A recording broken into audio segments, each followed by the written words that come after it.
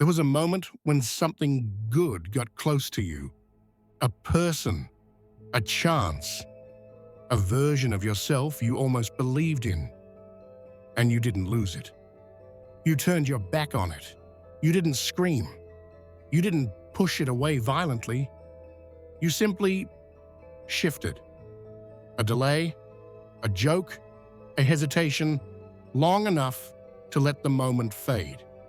Then you told yourself the timing was off, or it wasn't meant to be, or worse, you convinced yourself it was never real. But deep down, in the part of you that still tells the truth, you knew what it was. You wanted it, and still, you let it die in your hands. Dostoevsky understood this part of the human soul better than almost anyone. Not the grand failures, but the slow unraveling. The moment you don't fall, but you let go. The whisper that says, don't reach, don't risk it. To be too conscious is an illness, he wrote. A real, thorough illness. And that's what this is.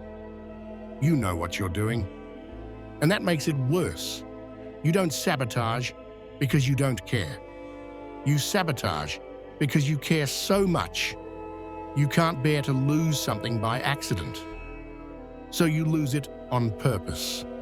You break it before it can be taken. You reject it before it can reject you.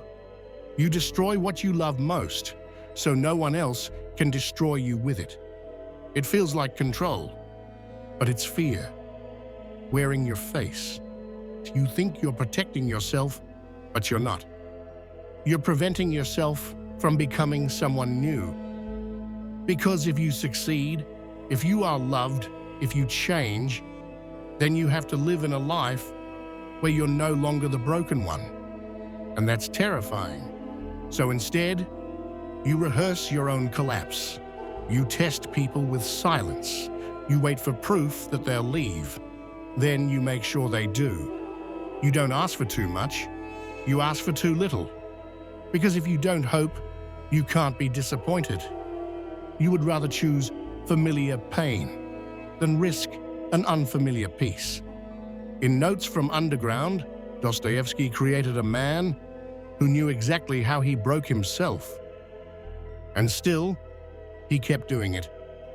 He mocked reason, doubted kindness, rejected comfort.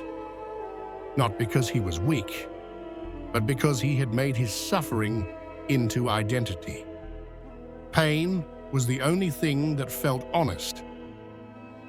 There is pleasure in a toothache, he wrote, because it gives you something to feel, something to talk about, a reason to be seen. And when you get used to living in survival mode, anything else feels like fiction. You become so fluent in self-sabotage that you start to call it realism. You tell yourself, this is just how life is. That people leave. That success crumbles. That good things never last. But what you're really saying is, I don't trust myself to hold the good. I only trust myself to let it go. You've learned how to live in the ache, but not how to live in the aftermath of healing. Because then there's no more chaos to blame, no more wounds to explain your hesitation. Then it's just you, and the silence, and the open space where something beautiful might stay. You say you want peace, but peace is still, and stillness is where the voices get loud. So you create motion, conflict, distance, distraction, anything to avoid the moment where you have to say, I'm scared of this because I've never had it. You destroy what you love most because you think you don't deserve it, because you believe that if something stays long enough, it will find the part of you that still feels unworthy. So you make it leave before it sees you completely. That's not apathy. That's shame. That's the bruise that never healed. That's the voice from long ago that said, "You're too much." Or worse, "You're not enough." And Dostoevsky never gave easy answers to that pain. He didn't preach, he exposed. He cracked people open and showed what they looked like inside. Half faith, half fear, half hope, half resignation. In Crime and Punishment, Raskolnikov commits a murder not out of malice, but theory. He wants to test his greatness, his worthiness to transcend morality. But his punishment isn't the law. It's his own mind. He collapses under the weight of what he thought he could carry. Not because he didn't know better, but because deep down he believed he didn't deserve to live freely. Pain and suffering, Dostoevsky wrote, are always inevitable for a large intelligence and a deep heart. And maybe that's you. Not broken, not lost, just deep.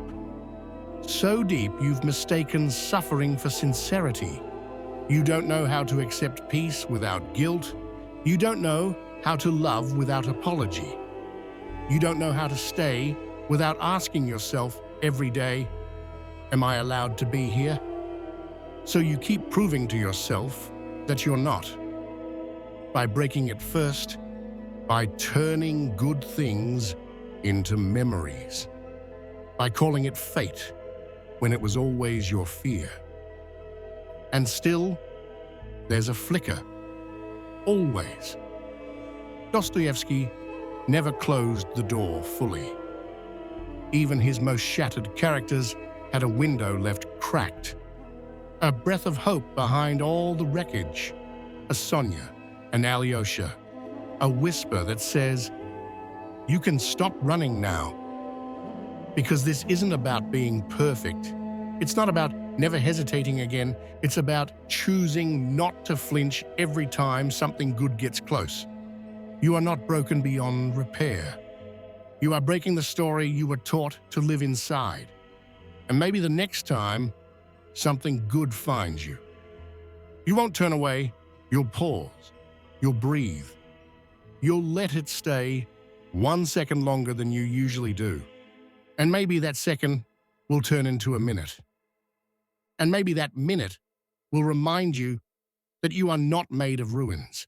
You are someone who felt too much, too early, and learned to protect yourself by pushing everything away. But now, you know what you're doing. And that means you can choose differently. This time, don't destroy it. Don't destroy yourself. Let it be good. Let it stay. Let it rebuild something in you. You are allowed to stop sabotaging your own survival. You're allowed to live without the ache. Let this be the moment you stop breaking what you love and start becoming someone who can carry it. But now that you know, what do you do? It's not enough to realize you're sabotaging yourself. You have to interrupt it. And that starts not with force, but with awareness in the moment you usually run. You have to catch yourself at the door. The moment you say, "I'll respond later." The moment you choose silence over vulnerability. The moment you start preparing the excuse before you've even failed. That's the battlefield now. Overcoming this pattern isn't about becoming someone else. It's about becoming someone you already were, before the fears set in. Because these aren't just random actions. They are deeply rehearsed beliefs. If I don't try, I can't fail. If I push them away, they won't get close enough to leave. If I keep suffering, no one will expect more from me. You must confront those beliefs like the illusions they are. You don't need to fix everything at once. You only need to do one thing differently at the point where the spiral begins. Say the thing you normally keep inside. Show up when your instinct is to disappear. Ask for clarity instead of assuming rejection. Give the good thing one more breath before you walk away. And when the voice rises again, the one that says, "Don't trust this," or "You always ruin things," you answer with something simple, "Maybe not this time." That is how you reclaim your life, not by rewriting your past, but by interrupting your patterns in real time. Dostoevsky didn't write perfect people. He wrote people who couldn't stop sabotaging themselves until they could, until the weight of what they'd destroyed was heavier than the risk of holding something whole. You're at that moment now. You've broken it before. You've burned it all down before. But now you've seen it, named it, and that's what gives you the chance to unwrite the ending. Not tomorrow, not after you've healed.